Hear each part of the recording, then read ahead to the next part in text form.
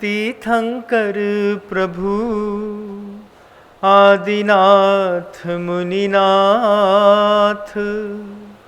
आधि व्याधि अघमद मिटे तब पद में मम्मात। चरण शरण है आपके तारण तरण जहाज भवदधि तट तक ले चलो करुणा कर जिन राज। बोलिए आदि ब्रह्मा श्री आदिनाथ भगवान की, परम पूज्य आचार्य भगवंत गुरुदेव श्री विद्यासागर जी मुनि महाराज की, बंधा जी के अश्यकारी श्री अजितनाथ भगवान की, समस्त मुनि संघ की। घर के अंदर रोज दूध वाला समय पर दूध दे जाता। सुबह 6:30 बजते दूध वाला घंटी बजाता, माँ दूध, 5 लीटर दूध रोज सुबह सुबह दूध वाला दे गया। माँ ने दूध की केन ली, छाना, छानने के बाद गरम किया, गरम करने के साथ भी उसमें थोड़ा सा पानी मिला दिया। दूध में थोड़ा सा पानी मिलाने से दूध जलता नहीं है, नहीं तो जल जाता है, नीचे तरी में लग जाता है। अब 3, 4, 5 दिन ही हुए थे कि एक बिल्ली लहट गई। बिल्ली को पता चल गया कि इनके घर में दूध का बहुत अच्छा व्यापार रहता है, दूध मिल जाता है। तो बिल्ली आने लगी। अब दूध आया और माँ ने गरम किया, बिल्ली ने अपनी पोजीशन ले ली। बिल्ली धीरे से छत से चढ़ के खिड़की से गौर से छिप करके देख रही है कि दूध तो आ गया है, दूध आ गया है, दूध गर्म हो गया है। और गर्म होने के बाद सिर्फ गर्म ही नहीं, दूध धीरे से ठंडा भी हो गया है, बिल्ली के पीने लायक हो गया है। और बिल्ली जैसे ही मौका ताड़ती है, ये ताड़ते हुए कि अब कमरे में कोई नहीं है, घर के लोग सो गए हैं, निराकुलता है, बिल्ली कितना अपने लिए वातावरण चेक कर लेती है। भोजन करना है, लेकिन भोजन करने के साथ सिर्फ इतना ही नहीं कि भोजन चाहिए, भोजन मायाचारी के साथ कर रही है। कभी हमको एहसास नहीं हुआ, पहले मुझे भी कभी ऐसा हुआ नहीं था, मुझे लगा कि बिल्ली आती है, दूध पी के चली जाती है, बिल्कुल सामान्य सी बात है। लेकिन जब गुरुओं ने आंख खोल करके दृष्टि दी और समझने का मौका दिया, तब समझ में आया कि वो जीव है, जीव होकर के भोजन करना चाहती है, लेकिन भोजन करने के साथ जीव के साथ कौन सी कसाई जुड़ी है ये भी देखना है। क्रोध, मान, माया और लोभ, इन 4 में से मायाचारी का सहारा लेकर के बिल्ली ने अपना पेट भरा है। इसका भी कर्म बंद होता है। आपको सुनकर के आश्चर्य लग रहा होगा, देखने में सामान्य सी प्रक्रिया लगती है कि बिल्ली है और सामान्य से दूध पी करके चली गई, इतनी सी बात नहीं थी। बिल्ली ने दूध पीने से पहले पूरा का पूरी रैकी करी है आपके घर की। एक एक घर के एक एक कमरे से घूमते हुए बिल्ली गई है। बिल्ली ने पूरा ऑब्जर्वेशन किया है कि घर में कितने सदस्य हैं, कितने बजे का समय खाली रहता है। आपने 2-3 बार बिल्ली ने मेहनत करी है, इधर देखा है, इधर देखा है, शेर की दृष्टि से उधर भी देखा है। और जब वो बिल्कुल आश्वस्त हो गई है कि अब मेरे दूध पीने पे किसी भी प्रकार का कोई भी विप्लव नहीं आने वाला है, तब धीरे से बिल्ली ने आपकी अलमारी की वो छोटी सी चैन खोल करके परैया हटा करके वो चुपचाप पूरा का पूरा दूध पी करके, और इतना ही नहीं, बाद में ऊपर जो प्लेट रखी रहती है ना, उस प्लेट को वैसे का वैसे ही रख के, आपने देखा कभी ऐसा? प्लेट को वैसे ही रख के और फिर बिल्ली चुपचाप चली गई। जीव ने पेट तो भरा, लेकिन पेट भरने के लिए उसने मायाचारी का सहारा लिया। भोजन करने के लिए उस जीव ने मायाचारी की सहायता से अपने रति सुख को प्राप्त करने के लिए, पेट भरने के लिए जो है माया का सहारा लिया। आप भी एक बार अपने जीवन में चेक करिएगा, जितनी भी बार आप थालियों में भोजन करते हैं, जितनी भी बार, उसके पीछे एक बार अपने अंतर्मन से पूछिएगा कि किस कसाय के साथ भोजन कर रहे हैं। मान कसाय के साथ भोजन कर रहे हैं, लोभ कसाय के साथ भोजन कर रहे हैं, माया कसाय के साथ भोजन कर रहे हैं, कि क्रोध कसाय के साथ भोजन कर रहे हैं। मम्मी ने बच्चे के सामने थाली रख दी और बोल दिया, जब तक पूरा खाओगे नहीं यहां से जाने नहीं मिलेगा। अब बच्चा बेचारा ठूस रहा है, पहले तो खा रहा था, लेकिन जब मम्मी ने टारगेट दे दिया, शक्ति साथ नहीं दी, तो क्रोध कसाय के साथ भोजन हो गया। और बच्चे का क्या, साधु परमेष्टि का देखिए आप, दिगंबर मुनि महाराज कौन सी कसाय के साथ भोजन कर रहे हैं। उससे भी भोजन करते वक्त भी भोजन शुद्ध है, पात्र भी शुद्ध है, लेकिन करने वाले की कसाय कौन सी है। महाराज को गर्मी लग रही थी, किसी ने पंखा नहीं कर रहा, पहले तो हवा करते ना आहारचर्या पे, हवा भी नहीं करी, चलो कोई बात नहीं, सह लिया। अब दाल अच्छी गरम चाहिए थी, गरम मिल गई, कोई बात नहीं, अब उसमें नमक नहीं डाला। अब जैसे ही नमक नहीं डाला तो मुनि महाराज हो, साध्वी भगवंत हो, महासती हो, इनका मुंह चढ़ गया। तुमको समझ में नहीं आ रही है, इसमें थोड़ा सा अब इशारा कर दिया किसी मुनि महाराज ने, महाराज बूरा डाल दे। अरे मूर्खानंद, दाल में बूरा डाला जाता है क्या? महाराज नींबू डाल दे। महाराज ने माथा कूट लिया, 3 4 5 चीजें, महाराज जी हल्दी ज्यादा लग रही, थोड़ा सा जीरा डाल दें, गर्मी है। मुद्दई बात पे बात नहीं करेगा कि नमक डाल दें, बाकी सब करेगा बात। अब चलो ठीक है, तुमने मुद्दई की बात तो नहीं करी, लेकिन फिर क्या हुआ वो कमाल कि शुरुआत से लेकर के अंत तक भोजन की थाली में नमक आया ही नहीं। अब पापड़ खाएं सुरोनो, सब्जी मिले सुरोनी, उसके बाद दाल मिली तो वो भी बिना नमक की, चावल दिया तो भी बिना नमक का। अब आदत थी नमक के साथ खाने की, लेकिन अब खड़े हैं, गर्मी भी है, अब नहीं खाएं तो भूख लगेगी, रात में बात में कौन मिलेगा, कहां से मिलेगा। तो अब क्या हो रहा है, शुद्ध भोजन की शुद्ध गवेषणा है। मुनि महाराज देख तो रहे हैं कि किसी भी प्रकार का जीव नहीं हो, बाल नहीं हो, अंतराय ना आए। देने वाला भी शुद्ध भोजन ही दे रहा है, लेने वाला भी शुद्ध भोजन ही ले रहा है, आगमोक्त ले रहा है, लेकिन बीच में क्रोध कसाय आ गई। क्रोध कसाय ने साधु के भोजन की शक्ति को बदल दिया। होता है ऐसा कई बार बंधुओं, अनुभव है हमारा, बात जो बोल रहा हूं अनुभव की। जब पहले पहले बहुत सताती थी ये बात, जब गृहस्थ जीवन से साधु मार्ग में आए तो शुरुआत में संस्कार वहां का रहता है और जीना यहां पड़ता है, तो वहां की झंकार यहां भी रहती है। जैसे घंटी बजाने के बाद छोड़ देते हैं तो भी झन बजती रहती है, ऐसी ही झंकार थी जीवन में शुरुआती दौर पे। घर के अंदर अच्छा मिर्च मसाला वाला खाना, साधु बन गए तो दूसरे दिन से उबली लौकी हाथ में, मन शुद्धि वचन शुद्धि काय शुद्धि। हमने कहा काय की शुद्धि भैया, बड़ी परेशानी है, साधु बनने में कष्ट अपार है, कहो आत्मा तुम्हारी तैयार है। अब ले तो ली दीक्षा, लेकिन 3 4 दिन तक जब लौकी लौकी लौकी मिली, माथा गर्म हो गया। क्या माथा गर्म हो गया? अरे बोले क्या महाराज क्या बताएं, बड़ी मुसीबत है। एक तो ठंडी लौकी देते हैं, ऊपर से नमक नहीं डालते, न मिर्ची न नींबू न चटनी। वो तो परिस्थितियों ने 20 साल में सब सिखा दिया।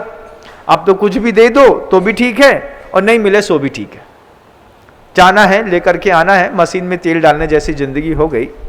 लेकिन साधु परमेष्टि भी बंद हो, आहार कर रहे हैं, आहार करते करते चारों कसाय में से कौन सी कसाय के साथ शुरुआत की है और कौन सी कसाय पे खत्म की है, इसका भी चिंतन करना है हमको अपनी जिंदगी में। आप देखिए उस बात को कि आप अपने घर के अंदर भोजन करते हैं, शुरुआत कौन सी कसाय के साथ करते हैं। सबसे पहले ये बात भी हमको सोचना है बंधुओं। पता चला कि लोभ कसाय के साथ भोजन की शुरुआत करी थी कि माँ ने अच्छा खाना बनाया होगा, भूख बहुत तेज लगी है। अब लोभ कसाय के साथ थाली में बैठे और थाली में बैठते साथ ही पता चला कि अरे हमने बोले थे सुबह भजिया बना देना, तुमने भजिया ही नहीं बनाए। अब लोभ भजिए के लोभ से आए, अब क्रोध आ गया। अब क्रोध कसाय के साथ भोजन कर रहे हैं, तो क्रोध कसाय के साथ किए गए भोजन से शरीर की नकारात्मक ऊर्जा का प्रभाव इतना जबरदस्त रहता है कि साफ सुथरे चेहरे पर भी पिंपल्स आ जाते हैं और चेहरे का स्किन का कलर काला पड़ना शुरू हो जाता है। क्रोध की अग्नि होती है और अग्नि में चाहे मन जले चाहे तन, होता तो काला ही है। धीरे धीरे आप देखिएगा बंधुओं, चेहरे का कलर बदल करके बोले पहले तो बहुत अच्छे थे, पता नहीं क्या हुआ, पिछली बार से इस बार में तुम्हारा रंग बहुत सांवला हो गया। बोले सांवला क्या हो गया, अब क्या बताएं हम, सांवले सलोने नहीं रहे अब हम। क्या हो गया भैया? बोले कुछ नहीं महाराज जी, एक दिन का सुकून नहीं है, सुबह भी सुकून नहीं है ना रात को सुकून है, कुछ नहीं मिलता अपनी मर्जी का। तो ऐसा सिर्फ भोजन में नहीं, किसी भी चीज में, जो चीजें आपके सुख का कारण है, उन सुख के कारणों में एक बार अंतर्मन से खोजिएगा कि कौन सी कसाय के साथ मैंने इस सुख को भोगने की शुरुआत की है और अंत मैंने कौन सी कसाय के साथ किया है। क्योंकि ये कसाय बड़ी जबरदस्त चीजें होती हैं बंधुओं, 4 होती हैं, आपको पता होगा, क्रोध, मान, माया और लोभ। ये 4 कसाएं जैन शासन में मानी गई हैं, और भी वैसे तो 25 कसाएं मानी गई हैं, लेकिन मुख्यतः इन 4 कसायों को लेकर के। अब अपनी थाली में जब कभी भी भोजनशाला में भोजन करें, किसी ढाबे में भोजन करें, किसी भी जाकर के रेस्टोरेंट में भोजन करें, माँ के हाथ का भोजन करें, पड़ोसी के यहाँ भोजन करें, मजबूरी में तेरही का भोजन करें, सबके पीछे पहले देखिएगा किस कसाय के साथ मैंने पहला निवाला उठाया। जैसे उस बिल्ली ने मायाचारी के साथ पेट भरा, जैसे उस साधु ने क्रोध कसाय के साथ बिना नमक का पेट भरा, वैसे ही आप प्रतिदिन जो घर के अंदर भोजन करते हैं वो शुरुआत कौन सी कसाय से करते हैं, एक बार कॉपी पे लिखिएगा, अपनी चीज को खुद लिख करके ऑब्जर्वेशन करिएगा। इससे भी कर्म बंद होता है, इससे भी नरक और तिर्यंच गति के रास्ते खुलते हैं, ये बात भी जानने वाली चीज है। अरे महाराज, भोजन करते बाद अगर कसाय के परिणाम बदल जाते हैं तो उससे भी गति बंद होता है? बिल्कुल होता है, वो आपको वहां तक ले जाती है और खड़ा कर देती है। आप खुद देखिएगा, मैंने देखा तो मैं तो देखता ही रह गया कि वहां पर आचार्य भगवंत ने बहुत अच्छी बात कही कि शुभम चक्रवर्ती का उदाहरण दिया है गुरुदेव ने। चक्रवर्ती है, दुनिया का सारा वैभव है उसके पास, 14 रत्न का स्वामी है। 14 रत्न का स्वामी होने के बाद जो है अंतिम परिणति जब कसाय की भोजन के साथ जुड़ी तो लोभ कसाय के वशीभूत होकर के किसने सोचा था, जिसके पास 14 रत्न है, 7 चेतन 7 अचेतन, 6 खंड का अधिपति है, और लोभ कसाय के चक्कर में आम का रस का स्वाद लेने के चक्कर में नरक चला जाएगा। कभी सोचा नहीं था बंधुओं हमने भी, लेकिन जब गुरुदेव अपनी आंखों से कुछ दिखाते हैं तो देखने का आनंद ही बदल जाता है। गुरुदेव ने एक बार हम लोगों से कहा कि देखो, जंगल में वो जो सैनिक लोग होते हैं, उन सैनिक लोगों को जंगल में छोड़ दिया जाता है, और छोड़ने के साथ साथ उनके हाथ में एक छोटा सा मैग्नेटिक कंपास दे देते हैं, और कंपास से एक संकेत बस मिलता है। मार्ग में चलने का विजन दिया, लेकिन मार्ग नहीं दिया। रास्ता नहीं है जंगल में, विजन दे दिया है, ये कंपास है, ईस्ट में 13 डिग्री पे सीधे चलोगे 4 किलोमीटर तक, तो अपने कैंपस पे पहुंच जाओगे। अब टारगेट दे दिया, विजन दे दिया, अब कहां से कैसा पहुंचना है तुम जानो, तुम्हारी जवाबदारी। अब उसने कंपास उठा करके ऐसा देखा, अब कंपास ऐसा देख रहा है, हाँ ईस्ट यहां पर जाता है, इसमें 13 डिग्री टेंट पे यहां जा रहा है। अब 13 डिग्री टेंट पे खड़े होकर के उसको धीरे से उसने ईस्ट को न्यूट्रल किया, अपनी पोजीशन चेंज की। अब पूरे फुल टाइम हाथ में कंपास लेकर के आगे बढ़ रहा है। अब कभी नदी आएगी, कभी नाला आएगा, कभी पर्वत आएंगे, कभी जंगल आएगा, सब 4 किलोमीटर में पार करो, उसके पीछे कैंपस खड़ा हुआ है। विजन मिलना चाहिए आपको। आपकी लाइफ का विजन आपके पास में है कि नहीं, यह भी एक विजन है बंधुओं। आज तक आपने सोचा नहीं होगा कि भोजन करते वक्त भी कसाय साथ देती है, बिना कसाय के आप भोजन नहीं कर सकते। शुरुआत करते हैं, आप भी अपने घर के अंदर लोभ कसाय थे। अरे नहीं महाराज, हम तो लोभ नहीं करते। बिल्कुल, लोभ कसाय में भी उत्कृष्टतम राग, ये 2 चीजें जब तक नहीं मिलती तब तक पहला निवाला टूट करके पेट पे नहीं जाता। अद्भुत बात है ना, अद्भुत लग रही है ना। देखो आप लोभ कसाय के साथ थाली के सामने बैठे, अब उसमें भी सब चीजें आपके मन की हैं, सब चीजें। चटनी जो चाहिए थी वो भी मन की है, पापड़ भी रखा है, अचार भी रखा हुआ है, पराठे भी हैं अच्छे लच्छेदार वाले, दाल मखनी भी मिली है, पनीर बटर मसाला भी सब रखा हुआ है। एक साथ 56 भोग सामने रखे, उसमें आपने सबसे पहले थाली को बहुत अच्छे से देख लिया, फिर दूसरी सूंघ लिया, अब पेट के अंदर कुलबुली मची है, खाना है खाना है खाना है। ठीक, खाना तो है।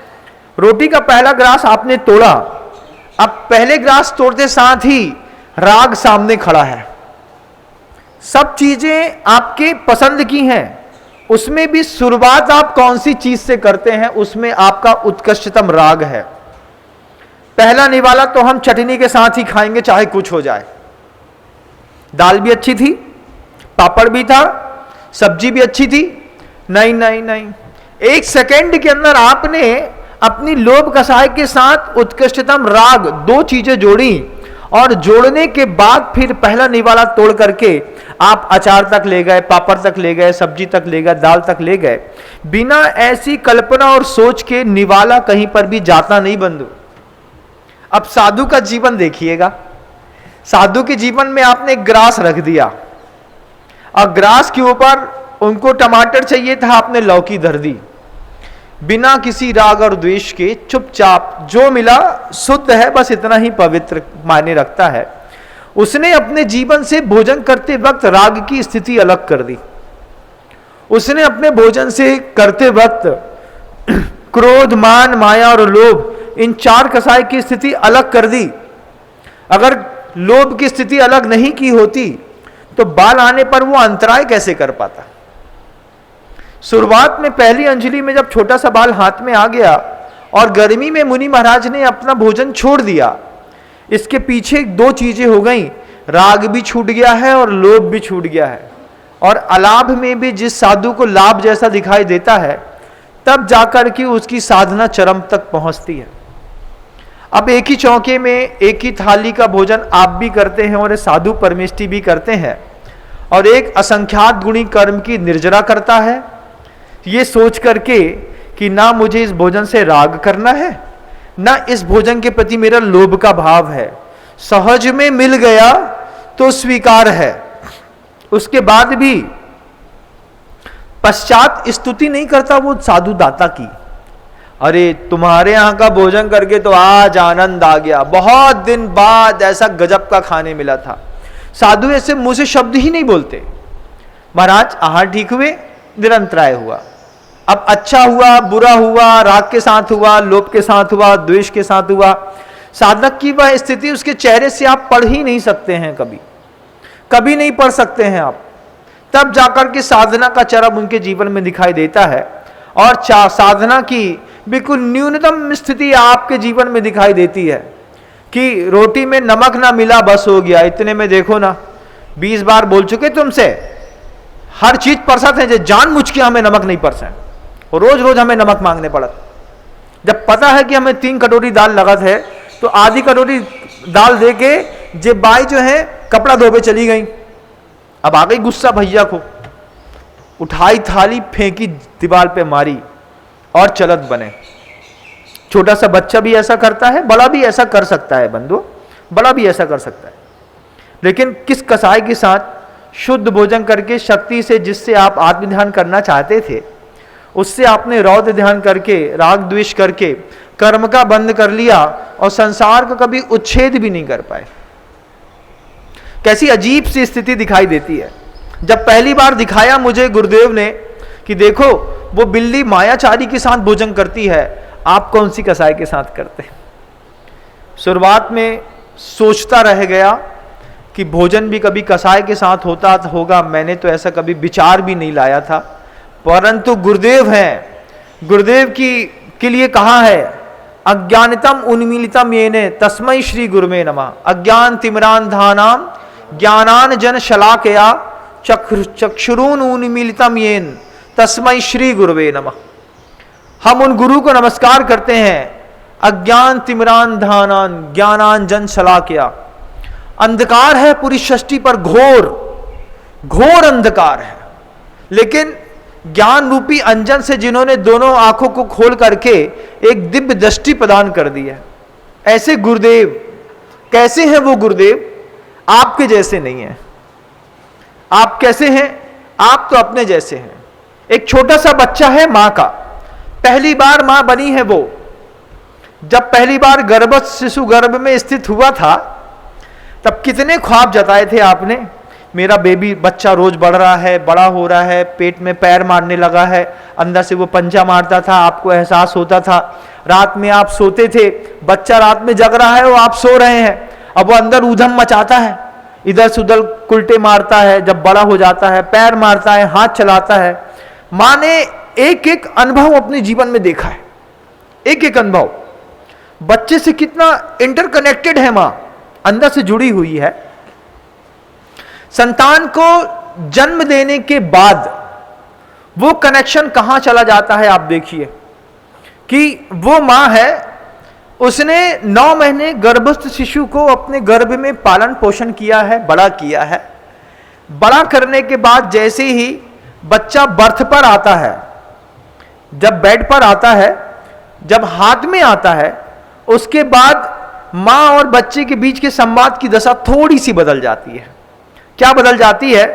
मां का संकल्प है किस बात का? जब बच्चा रोएगा तभी बच्चे को दूध पिलाएंगे। ऐसी कौन सी मां है दुनिया में जो बिना रोए अपने बच्चे को दूध पिलाती है? आप बताइएगा, कोई ऐसी मां है क्या?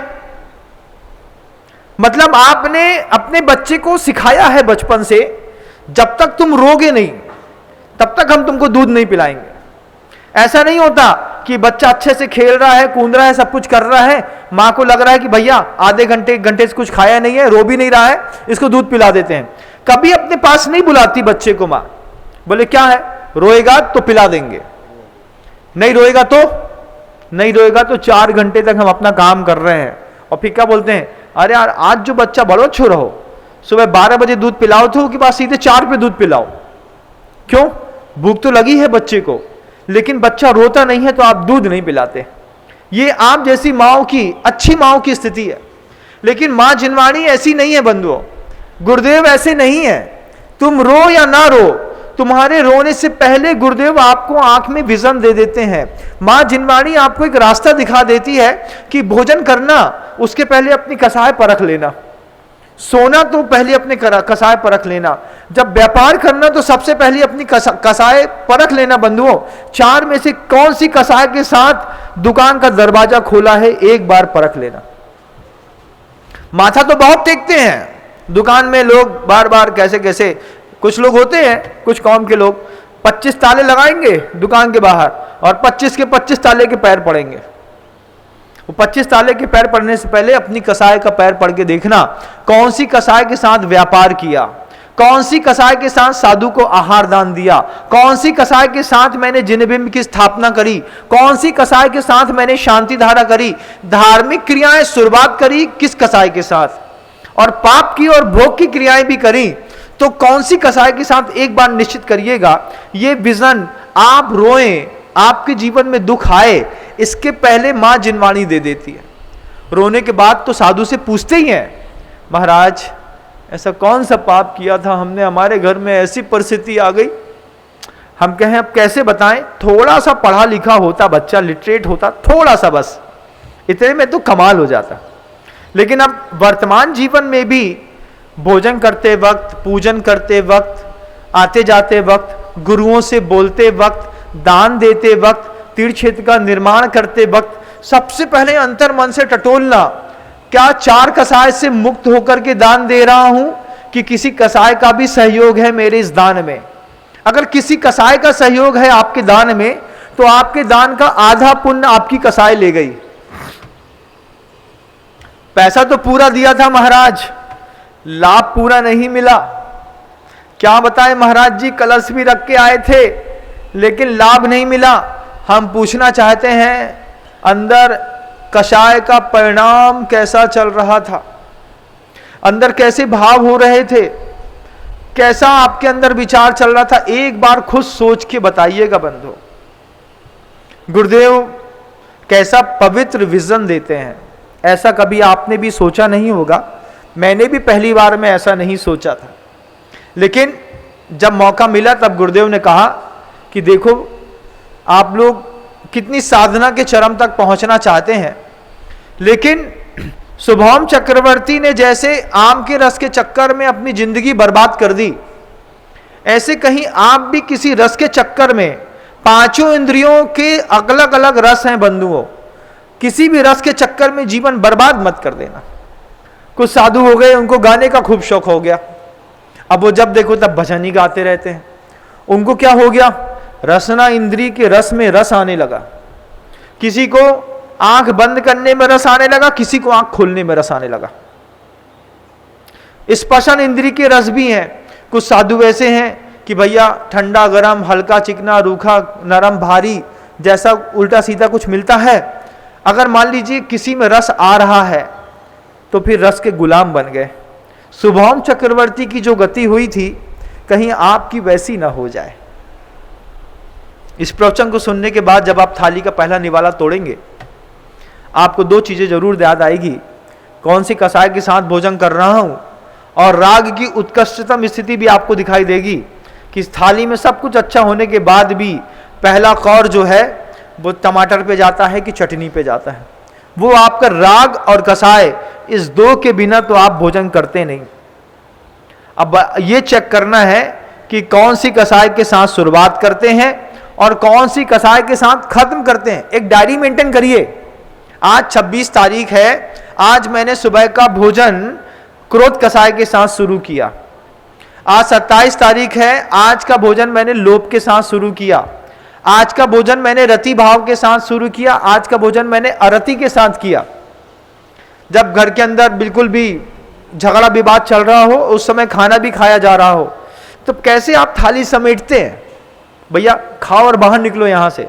दिमाग में इतना गर्म रहता है, टेम्पर हाई रहता है, और हाई टेम्पर में जब आप भोजन कर रहे हैं तो एक बार अपनी जिंदगी के खुद समीकरण नोट करिएगा बंधुओं, कि ऊर्जा के अंदर जाने वाले उस शुद्ध स्तर को मैंने कौन सी कसाय के साथ दूषित किया।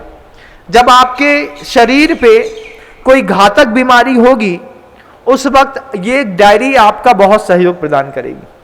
जब पता चलेगा 365 दिन में ऑब्जर्वेशन करेंगे आप कि 170 दिन तक मैंने क्रोध कसाय के साथ भोजन किया है, तो फिर ऑर्थोराइटिस का प्रॉब्लम, कैंसर का, स्लिप डिस्क का होना बिल्कुल नॉर्मल बात है।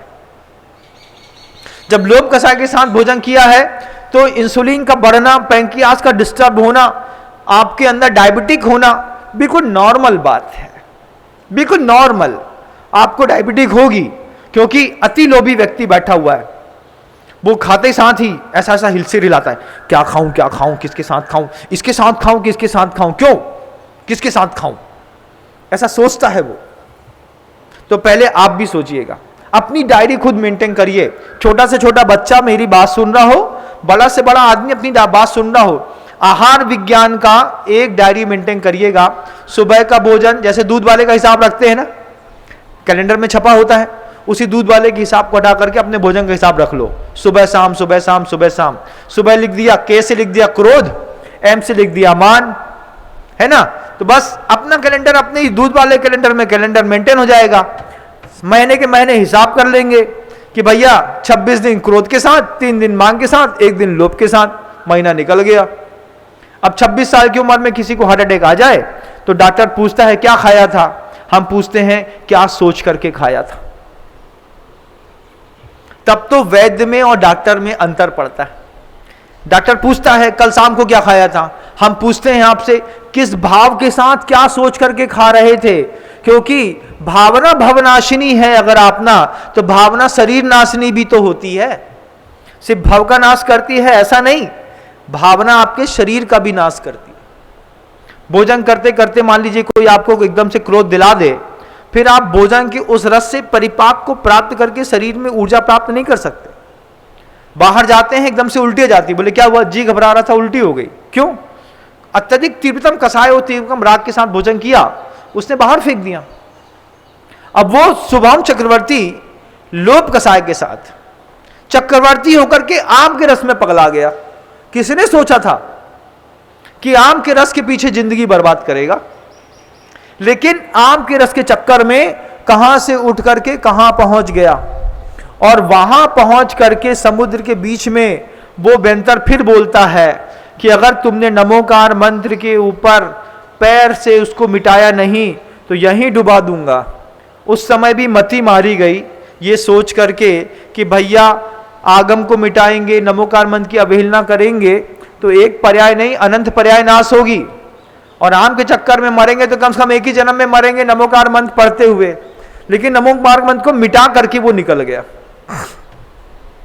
तब किसी ने पूछा गुरुदेव से कि गुरुदेव चक्रवर्ती होने के बाद धर्म से विमुख कैसे हो गया, ऐसा कौन सा कर्म का उदय था, ऐसी कौन सी स्थितियां थीं कि सब समझदार होने के बाद और 6 खंड का अधिपति होने के बाद ये अपने मूल स्वभाव से च्युत होकर के नमोकार मंत्र के ऊपर पानी से नमोकार मंत्र लिखा और पैर लगा करके मिटा करके चला गया। तब गुरुदेव जो उत्तर देते हैं उनके उत्तर कितने अद्भुत हैं। आचार्य श्री जी कहते हैं देखो मनुष्य की सामान्य से स्थितियां बनती हैं, आपकी भी ऐसी स्थिति होगी। घर के अंदर 2-5 प्रतिमाधारी व्रती गृहस्थ या फिर अविरत सम्यक दृष्टि जो लोग रहते हैं चतुर्गुण स्थानवर्ती, उनको कोई भी व्यक्ति मान लीजिए आपने अष्टमी का उपवास करने का मन बनाया, महाराज आपको देख करके इच्छा होती है अष्टमी का उपवास हम भी कर लें, आपने कायोत्सर्ग कर लिया। अब पति हमारे पास से कायोत्सर्ग करके चले गए, पत्नी के पास पहुंच करके पत्नी ने रोक दिया। क्या रोक दिया, निर्जल नहीं करने आए, अब ले तो आए हो, अब दूध पानी और केला ले लियो, बस हो गई। हम बोल रहे ना कोई पाप नहीं पड़े, साधु से बड़ी पत्नी हो गई। पति मुनि महाराज के समक्ष निर्जल उपवास का व्रत लेके गया, उसने बोला नहीं हमने उपवास बोल के आए थे। बोले उपवास में निर्जल बोल के आए थे का, नहीं बोल के आए थे ना। अब पत्नी ने बीच में से रास्ता निकाला और पति को दूध और पानी, दूध भी ऐसा नहीं अच्छा ओट करके 1 जग दे दिया और 1.5 जग पानी दे दिया। अब दिन भर पति के पेट में भोजन तो नहीं गया, लेकिन वो अपने आप को उपवासा भी समझ रहा है और दूध पानी पी करके अपने आप को टन्नी भी कर रहा है। तब गुरुदेव कहते हैं इस बात को कि देखो धर्म ध्यान करते वक्त किसी ने मना किया उपवास नहीं करना और आपने उपवास छोड़ दिया। जब आप दान दे रहे थे, दान देते वक्त किसी ने आपको टोक दिया, अरे फालतू में पैसा देवे से कछु मतलब नहीं है, घर ले चलो काम आ है। ठीक कह रहे हैं, मन तो हुआ, अंदर से इच्छा तो हुई कि महाराज कहते हैं इतनी बार कहते हैं 100-150 प्रतिमाएं बची हैं, एक प्रतिमा मैं भी ले लूं, मैं भी ले लूं, मैं भी ले लूं। लेकिन पड़ोसी मिलकर के पड़ोसी ने समझा दिया, अरे महाराज को तो काम ही है बोलबे को, तुम कहां महाराज के चक्कर में फंस गई। इतना कह करके अंदर से उठते हुए उफान को आपने किसी सामान्य व्यक्ति के कहने पर तो मोड़ दिया, लेकिन साधु के कहने पर साधु के पास तक नहीं आ पाए। कंट्रोवर्सी है, उपवास खत्म कर दिया।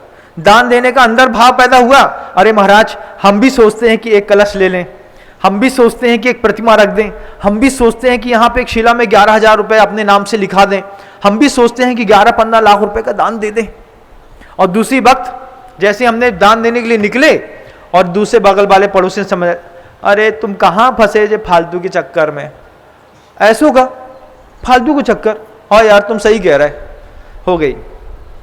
अब घर से पैसा निकाल तो लिया था, लेकिन निकले हुए पैसे को किसी सामान्य व्यक्ति के कहने पर वापस तुमने गड्डी जेब में डाल दी। अब जेब में रखी गड्डी घर से निकली थी ये सोच करके कि ये मंदिर जी में जाके रुकेगी, अब उसी गड्डी से खोल करके तुमने जो है, भैया काम करो 3,000 की तुम उधारी ले लो और 2,500 रुपया काम करो जो सौदा खरीद लो, तो सौदा खरीद लिया। अब जेब में गड्डी है, वो कहीं ना कहीं तो जाएगी। फिर क्या हुआ, 500 रुपया बोले बगल से निकल रहे थे, रम्मू कक्का के घर के सामने वो है ना वो छोटे सट्टा खिलात, तब क्या करते, उन्हें बोली भैया कल इनकी 12,000 रुपया जीते जे, तो वही 10,000 की गड्डी में से 500 रुपए का सट्टा खेल लिया। आप देखो कितनी कंट्रोवर्सी है कि 500 रुपए का सट्टा खेल गए, ज्यादा हुआ तो किसी शेयर में लगा दिया, MCX में चला गया, नहीं तो किसी और को दे दिया, लेकिन घर से निकलती हुई गड्डी को एक सामान्य व्यक्ति के कहने पर आपने क्षेत्र में आने से रोक दिया। अपने ही मन से भावना बनाने के बाद खुद के मन और दिमाग के बीच में भी कंट्रोवर्सी चलती है। दिल बोलता है दान दे दूं, दिमाग बोलता है रहन तो दे, बड़ा आया दानी। अब दिमाग ने दिल की बात रोक दी। मोक्ष यहां से मिलता है, यहां से नहीं मिलता, इस बात को ध्यान रखना। अपने आप को दुनिया पे हमको कोई रोक नहीं रहा है, लेकिन हमारा दिमाग भी हमारे मन के अंदर उत्पन्न होने वाली भावनाओं को रोक बैठी। उस समय भी सोचना जैसा तीव्र पाप कर्म का उदय है, कोई और नहीं समझा रहा है तो मेरा दिमाग ही मेरे को समझा रहा है। मेरे दिल ने कहा कि महाराज की बात सुनकर के प्रतिमा देनी है, और दिमाग कह रहा है कि पैसा बचा लो, अभी पहले लड़की की पढ़ाई में लगा लेते हैं। पहले एक बार दिल की सुनी होती तो लड़का खुद पैसा कमाने लायक इतना कैपेबल हो जाता। बोले क्या करें महाराज, दान देने का मन हुआ, लेकिन परिस्थिति नहीं बनी कि मनस्थिति नहीं बनी। मन में स्थिति उत्पन्न हुई थी जब मेरा उद्बोधन सुनकर के कि मुझे कलश लेना है, जब स्थिति बनी थी कि मुझे शांति धारा करनी है, जब स्थिति बनाई थी कि मुझे प्रतिमा दान देनी है, मंदिर बनाना है, धर्मशाला बनाना है, कमरा के लिए दान देना है, पैसा पर्याप्त था, लेकिन खुद के दिमाग ने खुद को रोक दिया। कहां रुक गया, आदमी ने उपवास रोकना चाहा, महिला ने रोक दिया। दान रोकने की बात हुई, किसी व्यक्ति ने रोक दिया, नहीं तो हमारे दिमाग ने रोक दिया। समाई करने की बात आई तो परिस्थिति ने रोक दिया। अरे महाराज हमारी 3 प्रतिमा है, 3 प्रतिमा में 6:30-7 बजे समाई करने को बैठना पड़ता, लेकिन दुकान चलानी पड़ती है, तो 9:30 बजे रात को समाई करते हैं, चल जाएगा। हम सोचते हैं प्रतिमा ने मतलब पैसे ने सामायिक रोक दी। कितने पैसे कमाते 2.5 घंटे के अंदर, मुश्किल से 500-700 रुपए। 500-700 के चक्कर में शुद्धात्मा अनुभूति करने वाली, शुद्धोपयोग में जाने वाली, शुभोपयोग में बनी रहने वाली, वह सामायिक और सामयिक दोनों की दोनों छोड़ दी। महाराज 7 पे तो नहीं कर पाते, 9:30 पे हो पाती है। जरा जरा सी बात में तुम धर्म छोड़ देते हो, जरा जरा सी बात में तुम धर्म से विमुख हो जाते हो। जिसने तुमको दान देने से रोक दिया, जिसने तुमको सामायिक करने से रोक दिया, जिसने तुमको उपवास करने से रोक दिया, जब तुम्हारे जीवन में क्रोध आता है और जब वो तुमको क्रोध करने से रोकता है, क्या तुम अपने क्रोध को रोक पाते हो? अपने अंतर मन से एक बार पूछना बस। धर्म करने में तो रुक जाते हो, पाप करने में, कसाय करने में क्या अपने आप को कभी रोक पाए? किसकी शक्ति प्रबल है? तब गुरुदेव कहते हैं कि धर्मात्मा उसको कहते हैं कि जिस दिन किसी के रोकने से भी मेरा धर्म रुकेगा नहीं, उस दिन मैं अपने आप को धर्मात्मा समझूंगा। धर्मात्मा है तो चींटी को देखिएगा, चींटी क्या करती है, आप उसको ऐसे सीधे लकीर में जा रही है, आप उसके सामने पानी फेंक दीजिए, चींटी क्या बोलती है, पानी इतना सारा फेंक दीजिए। इतना सा तो पैर है चींटी का, आंख से दिखाई भी नहीं देता। पूरा पानी को क्रॉस करके ऐसा घूम करके फिर वहां पे पहुंच के कितनी लंबी यात्रा तय करी उसने, लॉन्ग रूट, फिर अपनी यात्रा जारी करी।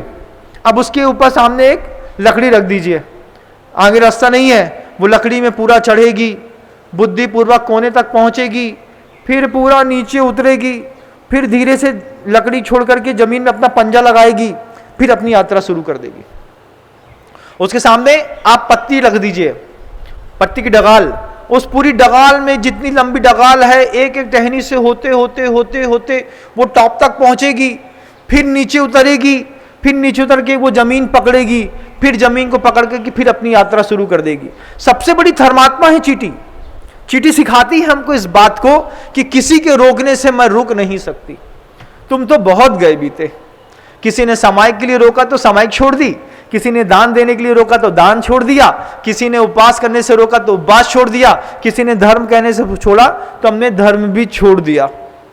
लेकिन चींटी कितनी शानदार थी, वो कहती थी किसी के रोकने से रुक जाऊं तो फिर मैं धर्मात्मा कैसी। आप भी कैसे धर्मात्मा है बताइए ना, अपने आप को सोचिए थोड़ा सा, कि 2 रुपए के चक्कर में सुबह 7:30 बजे जब आप मंदिर के सामने से निकल रहे थे, 7:45 पे दुकान खोलनी थी, चाहते तो 5 मिनट में धोती दुपट्टा बदल के आप अपने मंदिर में अभिषेक करके वापस लौट सकते थे, लेकिन 5-10 रुपए के चक्कर में आपने भगवान छोड़ दिए। बोले सुभाम ने भी यही किया विनम्र। क्या किया? सुभाम ने लोभ के चक्कर में नमोकार छोड़ दिया। आम के रस के लोभ के चक्कर में, लोभ कसाय थी, रति कसाय थी, साथ में दोनों कसाय साथ में काम कर रही थी, तीव्र आवेग काम कर रहा था, तीव्र राग काम कर रहा था, नमोकार मंत्र छोड़ दिया और आम के चक्कर में नरक पे चला गया। हमारी स्थिति ऐसी तो नहीं है, कहीं ऐसा तो नहीं कि हम भी ऐसा कर रहे हैं। जब विनम्र सागर महाराज पूरी दुनिया को इस बात को बता रहे हैं कि आपके घर में अजितनाथ भगवान के दरबार से उनके चरणों को छू करके जाता हुआ एक शांति कलश होना चाहिए, और आप उस शांति कलश को नहीं रखने का मन बना लेते हैं। मैंने पूरी दुनिया के लोगों से कहा है कि अगर जैन है और अजैन है, कोई भी है, एक शांति कलश अजितनाथ भगवान के पैर से छूता हुआ तुम्हारे बेडरूम तक पहुंचना चाहिए। एक शांति कलश अजितनाथ भगवान के पैर से स्पर्शित उनके गंधोदक से छूता हुआ तुम्हारी दुकान तक पहुंचना चाहिए। एक शांति कलश अजितनाथ भगवान के पैरों के स्पर्श होते हुए 1 महीने की साधना यहां पर रुक करके आप जब अपने कलश लेने का इंतजार भी बड़ा भारी होता है बंधुओं। उन मां बहनों से पूछिएगा जिन्होंने खूब आस्था के साथ कलश रखा था, वो एक एक दिन गिनते हैं कि अगली पूर्णिमा कब आएगी, हमको मुनि महाराज के पास से कलश लेने जाना है। उनका अलग ही आनंद होता है। एक कलश जब मैंने कहा कि आपके यहां से उठ करके जवाबदारी बनती है आप लोगों की, क्या बनती है बताऊं, कि आप अपने गांव में जो हॉस्पिटल है, आपके गांव में जो अनाथालय है, आपके गांव में जो गौशाला है, आपके गांव में जो पुलिस स्टेशन है, इनमें इनके नाम से एक एक शांति कलश प्रत्येक परिवार को यहां पे रखना चाहिए।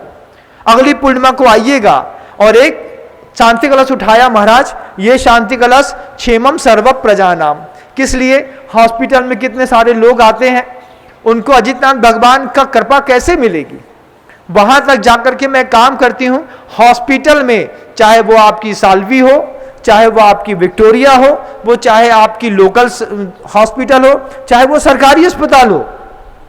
लेकिन जब पता है कि अजितनाथ भगवान के कलशों की कृपा से हमारे जीवन में सुधार होता है, तो हमको यह भी सोचना चाहिए कि वो जो अपराधी लोग जेलों में बंद हैं उन तक भी एक शांति कलश पहुंच जाए। जो लोग हॉस्पिटल में जीवन और मृत्यु का संघर्ष झेल रहे हैं, उनके कॉमन हॉल होता है ना, जिसमें 20-25 बेड लगे होते हैं, उन 20 जनरल वार्ड जिसको कहते हैं, उस जनरल वार्ड में भी आप चाहें तो अपना एक शांति कलश यहां से एक स्थापित करिए कि महाराज एक शांति कलश जनरल वार्ड में रहने वाले 50 भाइयों के लिए, उन माओं के लिए जो डिलीवरी देते देते अपनी जिंदगी की सांस छोड़ देती हैं, उनके लिए भी एक शांति कलश मैं वहां पे स्थापित करूं, चलेगा ना महाराज जी? मैं कहूंगा इससे अच्छा सौंदर्य क्या होगा जैन धर्म का, कि हम अजितनाथ भगवान से स्पर्शित एक कलश हॉस्पिटल पे रखकर आ गए, एक स्पर्शित कलश रेलवे स्टेशन पे रखकर आ गए, इस बात के लिए कि हमारे शांतिनाथ भगवान का, हमारे अजितनाथ भगवान का ऐसा प्रभाव होगा कि हमारे सामने से गुजरने वाली रेल में किसी भी प्रकार का कोई विप्लव ना हो। मैं सबसे कहता हूं कलश उस स्थान पर रखिए जहां पर आपकी निरंतर दृष्टि पड़ती रहे। शुद्धि और अशुद्धि की बात नहीं होती, निरंतर दृष्टि पड़ना चाहिए। आप शांति धारा में जितनी भावनाएं भाते हैं उतनी सारी भावनाएं आप शांति कलश की स्थापना के साथ भाइएगा बंधु। अगली 3 जुलाई को पूर्णिमा आने वाली है और पूर्णिमा में पुनः शांति कलश की हम यहां पर स्थापना करने जाएंगे। करीब 10,000 लोगों से ज्यादा की उपस्थिति में, ऐसा मेरा अनुमान है। पिछली बार 8,000 से ऊपर लोग थे, इस बार 10,000 से ऊपर लोग होंगे। लेकिन एक अंतर्द्रवित मन ऐसा भी तलाश करता हूं कि जो एक शांति कलश इस बात के लिए रखे, एक हॉस्पिटल में रखूंगा, एक महाराज जी मैं रेलवे स्टेशन पे रखूंगा, एक महाराज जी मैं जहां जहां पे लोगों ने बम फोड़े हैं, जहां जहां लोगों को दिखा था यहां पे सबसे ज्यादा अपराध हो सकते हैं, ज्यादा हिंसा हो सकती है, वहां वहां हम जाएं तो एक अहिंसा का कलश, शांति कलश यहां से ले जाके रखना चाहिए बंधुओं। तब जाकर के आपके जीवन का सौंदर्य फलेगा। शुभम चक्रवर्ती अपने लोभ में मारा गया, लेकिन जैन धर्म का श्रावक परहित की चिंता में मारा जाता है।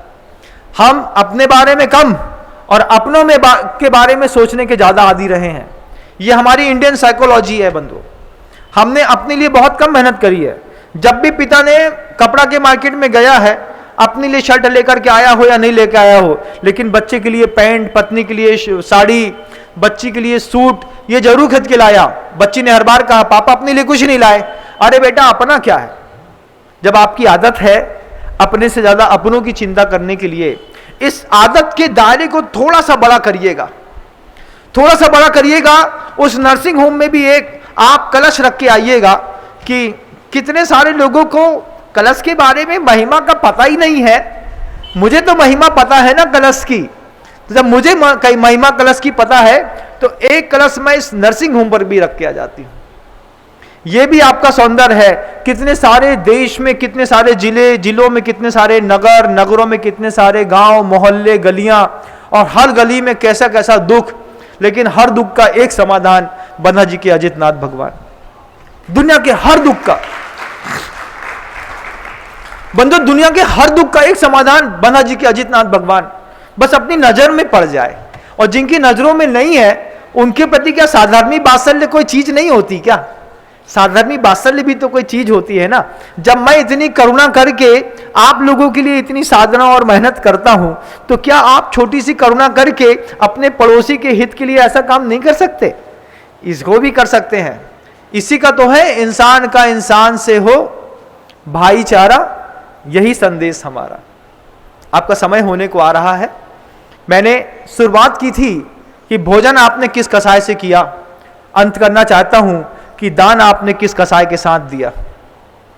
आपने भोजन कौन सी कसाय के साथ की थी आप देखिएगा, लेकिन एक बार चिंतन करिएगा कि जब मैं कलश रख के परहित की भावना से, बिल्कुल निर्लोभी पने की भावना के साथ जब मैंने कलश रखा था महाराज, इस कलश में मेरे परिवार और मेरे संसार की भावना नहीं है।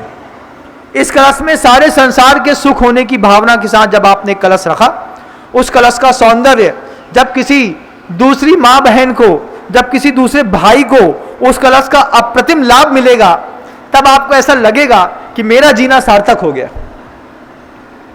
जहां तक आपकी पहुंच है, जहां तक आप लाभ लीजिए, लेकिन जहां तक किसी की पहुंच नहीं है, और आप जानते हैं कि होलसेल का कपड़ा व्यवसाय ये है, अच्छी मंडी ये है, अच्छी जगह ये है, तो फिर ऐसा करना ही चाहिए बंधुओं। आपके गले में एक हरा ताबीज टंगा होगा, उसके ऊपर एक कंठी टंगी होगी, फिर एक सोने की चैन पड़ी होगी, बाजूबंद यहां पे पड़ा होगा, एक वहां पे भी एक ताबीज बंधा होगा। 1000 रुपए कर लीजिएगा आप, 1000। गुरुदेव कहते हैं एक लकड़ी होती है तो चलने में सहारा देती है, और 10 लकड़ी होती है तो सर पे बोझ हो जाती है। आपने कितनी लकड़ी का सहारा लिया है अपने जीवन को संभालने के लिए? कहीं पद्मावती देवी भी सहारा बनती है, कभी क्षेत्रपाल बाबा भी सहारा बनते हैं, कभी विद्यासागर जी मुनि महाराज भी सहारा बनते हैं, कभी विनम्र सागर सहारा बनता है, कभी बन्ना जी के अजितनाथ भगवान मिल गए, कभी पता चला मंगलवार को जाके कहीं और हो आए, शुक्रवार को जाकर के हम दरगाह में चादर भी चढ़ा के चले आए महाराज। बोले इतनी सारी लकड़ियां तुमने अपने सहारे के लिए इकट्ठी करी हैं। बहुत सारी लकड़ियां सिर पर बोझ होती हैं, सबसे अच्छा है बन्ना जी के अजितनाथ भगवान की एक लकड़ी का सहारा लेकर के हम अपने पूरे संसार को पार करने की कला कौशल सीख पाए, कर पाए। मैंने पहले भी कहा है बंधुओं, ये अभूतपूर्व महोत्सव हर बार होंगे ऐसा मैं कह नहीं सकता। जब तक दैवी प्रेरणा मिलती रहेगी, जब तक ऊपर से संकेत मुझे अंतर मन में देता रहेगा इस बार और लाभ देना है, इस बार और लाभ देना है, तब तक तो मैं लाभ दे पाऊंगा, उसके बाद एक दिन मैं स्वयं मना करूंगा कि अगली बार सब ऐसा कुछ हो नहीं पाएगा। उस वक्त आपको ऐसा ना लगे कि हम चूक गए,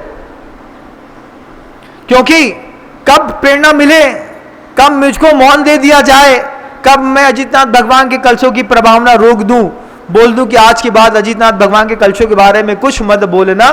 अंतर से अंतर प्रेरणा आएगी, कोई दैवी संकेत आएगा, उसके बाद आप रखने भी आएंगे बंधुओं तो रख नहीं पाएंगे, इस बात को मान के चलिएगा। अभी तो मौका है, ये मौके बार बार नहीं आते। आपके जीवन में जितनी सफलता का सूत्र मिले, अपनी कसाय को टटोलिएगा, अपनी दान की शक्ति को टटोलिएगा और अपने अंतर्मन से पूछिएगा कि किसी के कहने पर मैं धर्म करना छोड़ सकता हूं क्या? किसी के कहने पर मैं कसाय करना भी छोड़ सकता हूं? जो आपको बहुत प्रिय है वो आपको कहीं ऐसा तो नहीं कि नरक के गड्ढे में ले जाने की तैयारी कर रही है और आप उसके साथ जाने की तैयारी कर रहे हैं। अपनी मृगेंद्रता का परिचय दें, स्वयं अपना उद्धार करें और दूसरे के लिए भी उद्धार का कारण बने। इन्हीं भावनाओं के साथ गुरुदेव श्री विद्यासागर जी मने महाराज।